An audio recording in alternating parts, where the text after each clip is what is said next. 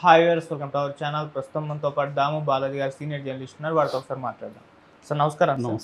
Sir Borugadda Anil ఒక selfie వీడియోని release చేశారు సార్. ఆ వీడియోలో ఏంటంటే నన్ను చంపేస్తారు లోకేష్ గారు అండ్ పవన్ కళ్యాణ్ గారు వీళ్ళిద్దరి దగ్గర నుంచి కూడా నాకు ప్రాణభయం ఉంది అని చెప్పేసి ఆయన తన ఆవేదన వ్యక్తం చేస్తూ ఆ వీడియో అయితే రిలీజ్ చేశారు. అది ఇప్పుడు తెగ వైరల్ అయిపోతుంది. మరి నిజంగా ఆయన ఆరోపిస్తున్నట్టు పవన్ కళ్యాణ్ గారు కానివ్వండి, లేకుంటే లోకేష్ గారు కానివ్వండి, ఈయన్ని చంపే అవకాశం ఏమన్నా ఉందంటారా సార్? మరి ఆయన వీడియో పైన మీ ఒపీనియన్ ఏంటి సార్? బోరుగడ్డ అనిల్ అతను వైసీపీ ప్రభుత్వం ఉన్నప్పుడు భయంకరంగా రెచ్చిపోయి భయంకరమైన బూతులు మాట్లాడి పాపులర్ అయిన వాళ్ళల్లో బోరుగడ్డ అనిల్. అతను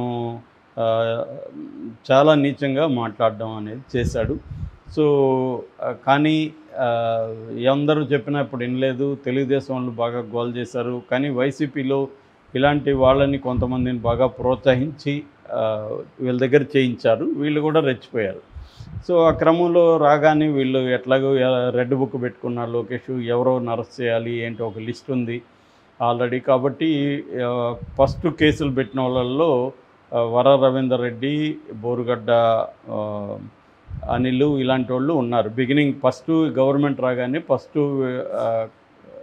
సోషల్ మీడియా మీదని, అంటే గతంలో వైసీపీ సోషల్ మీడియాలో ఎవరో రెచ్చిపోయారు, హీనంగా పోస్టులు పెట్టారు, పర్సనల్ అటాక్స్ ఎవరు చేశారు, బూతులు ఎవరు తిట్టారు, వాళ్ళని చట్అవుట్ చేసి వాళ్ళని అరెస్ట్ చేయడం మొదలుపెట్టారు. అలాగే బోరుగడ్డ అనిల్ని అరెస్ట్ చేశారు.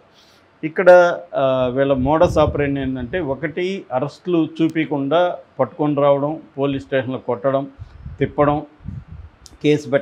కేసులు పెట్టడం, కోర్టుకు పెట్టకపోవడం అనేది బిగినింగ్లో మనకు బాగా కనబడుతుంది. ముఖ్యంగా సోషల్ మీడియాలో ఉన్న వాళ్ళ మీద ఇది జరిగింది. ఎందుకంటే హెబియస్ కార్పస్ పిటిషన్లే ఎప్పుడూ లేనన్ని వచ్చాయని సాక్షాత్తు హైకోర్టు జడ్జే ప్రకటించారు. నా జీవితంలో ఎప్పుడు చూడనన్ని హెబియస్ కార్పస్లు ఇప్పుడు ఎందుకు వస్తున్నాయని.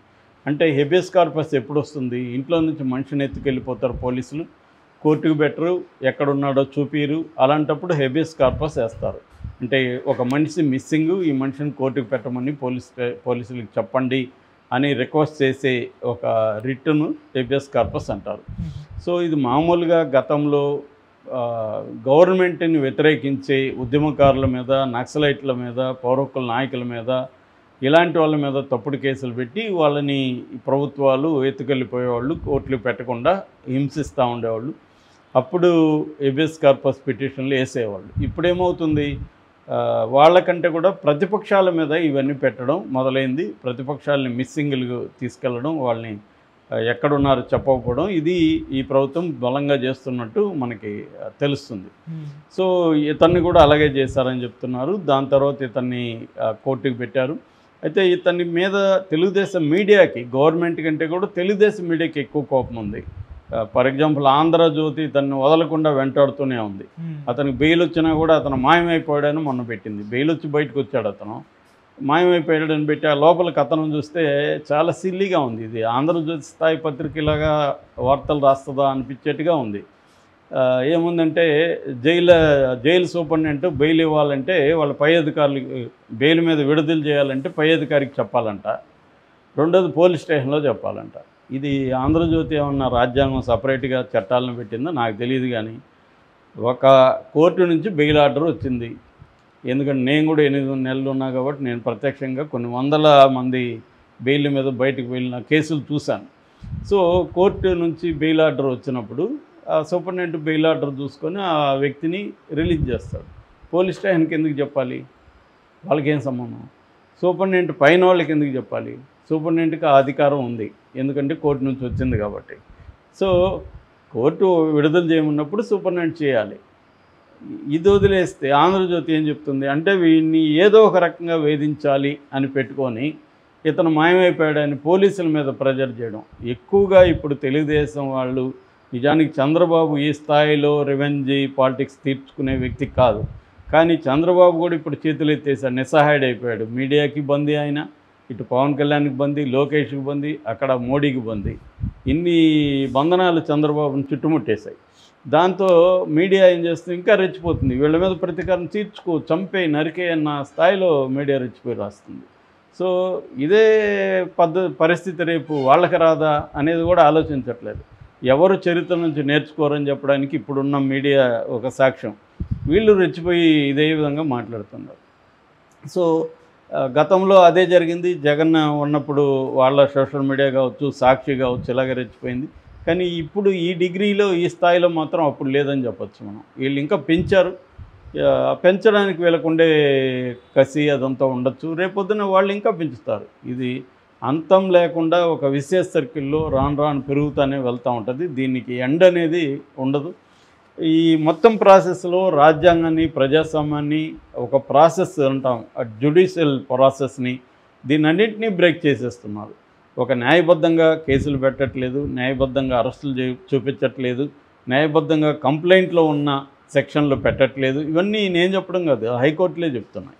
ఆంధ్రప్రదేశ్ హైకోర్టు చెప్పిన దాన్ని నేను కోర్టు చేస్తున్నా. ఇవి జరగట్లేదు. సో అంటే మేము అవన్నీ పాటించాం, మా చేతిలో అధికారం ఉంది, ఏం చేస్తారో చేసుకోండి అన్న ధోరణి ఈ ప్రభుత్వంలో కనిపిస్తుంది. అలాగే మీడియా ఇతన్ని మామూలుగా ఇతనికి ఫస్ట్ ఏమో ఫిబ్రవరి 14 నుంచి 28 వరకు ఇతను ఇంటీరియం బెయిల్ అడిగాడు కోర్టుని. ఎందుకు అడిగాడంటే, మా అమ్మ ఓపెన్ హార్ట్ సర్జరీ ఉంది చెన్నైలో, నేను దగ్గర ఉండాలి, మా అమ్మకి 4 కూతుళ్ళు, నేను ఒక్క కొడుకు, 4 కూతుళ్ళు పెళ్ళిళ్ళు అయిపోయింది కాబట్టి వాళ్ళు అటెండ్ అవ్వడం కష్టం అవుతుంది, నేను మా అమ్మను చూసుకోవాలి అని ఇతను కోర్టుకి వెళ్ళాడు. కోర్టు ఇతనికి 14 నుంచి 28 వరకు ఇచ్చింది. ఎందుకంటే కోర్టుకి తను మెడికల్ హాస్పిటల్ 12న వాళ్ళ మదర్ చేరింది. వాళ్ళ మదర్ హాస్పిటల్ అడ్మిట్ అయిన ఫామ్స్ అవన్నీ చూపించాడు. ఆమెకి ఓపెన్ హార్ట్ సర్జరీ అవ్వాలని డాక్టర్ ఇచ్చినవి అవన్నీ కోర్టుకి సబ్మిట్ చేశాడు. కోర్టు అవన్నీ వాస్తవం కాదా పోలీసుల్ని చెక్ చేసుకోమనింది. వాస్తవం అన్నప్పుడు కోర్టు ఇతనికి బెయిల్ ఇచ్చింది. ఎందుకంటే వాళ్ళమ్మ 12 అయింది, 18 సర్జరీ అయింది, 24 డిశ్చార్జ్ అయింది. తర్వాత కూడా ఎక్స్టెండ్ చేయమని ఇతను అడిగాడు కోర్టుని, కానీ కోర్టు ఒప్పుకోలేదు. సో ఇతను 23వ తేదీ ఈవినింగే పోలీసులకి సరెండర్ అయిపోయాడు. అంటే జైల్లో మళ్ళీ వెళ్ళాలి కాబట్టి జైలుకి వెళ్ళిపోయాడు, జైల్లో ఉన్నాడు. తర్వాత మళ్ళీ బెయిల్కి ఈయన అప్లై చేసుకున్నాడు. బెయిల్ ఎక్స్టెండ్ చేస్తూ మళ్ళీ ఏం చేశారంటే, ఇతను గుంటూరులో లలిత హాస్పిటల్లో ఇతనికి కార్డియాలజిస్ట్ ద్వారా మళ్ళీ ఒక సర్టిఫికేటు, రాఘవ శర్మ డాక్టరు, ఆయన ఇచ్చిన సర్టిఫికేట్ పెట్టి మళ్ళీ బెయిల్ని ఎక్స్టెండ్ చేసుకున్నాడు. ఎక్స్టెండ్ చేసుకొని బెయిల్ బయటకు వచ్చాడు.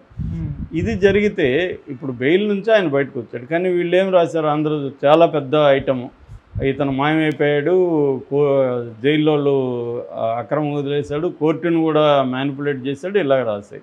కోర్టు కూడా ఇది కానీ తప్పు అయితే, అంటే ఇతను ఇచ్చింది కానీ నకిలీది అయితే మీరు ఇచ్చేయండి. సో పోలీసుల మీద ప్రెజర్ తీసుకురావడం కోసం వీళ్ళు చేశారు.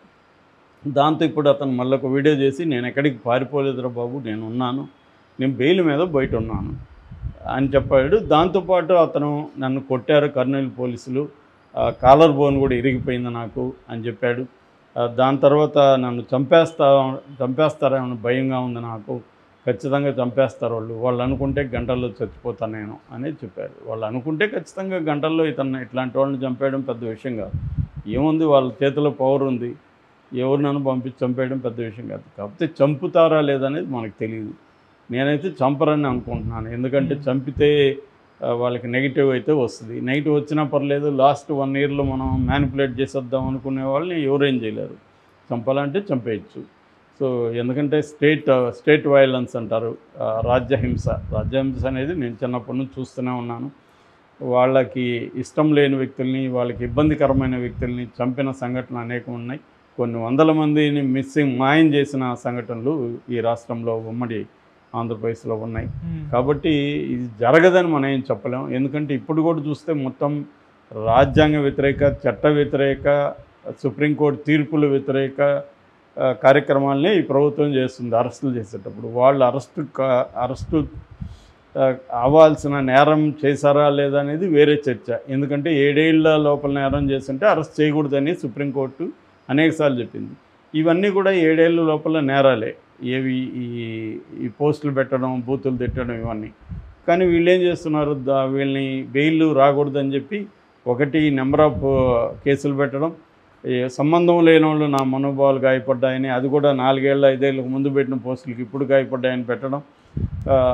2 ఇందాక చెప్పినట్టుగా లేని సెక్షన్లు పెట్టేయడం. అంటే కంప్లైంట్లో ఒక ఇచ్చుంటాడు, వీళ్ళు లేని అంటే 111 ఒకటి పెడుతున్నారు క్రిమినల్ సిండికేట్ అని, రెండోది SC ST పెడుతున్నారు. ఈ 2 సెక్షన్లు ఎందుకంటే ఇవి 2 సెక్షన్లు కూడా 7 ఏళ్ళ కంటే ఎక్కువ జైలు శిక్ష ఉండేదే కాబట్టి అరెస్ట్ చేయొచ్చు.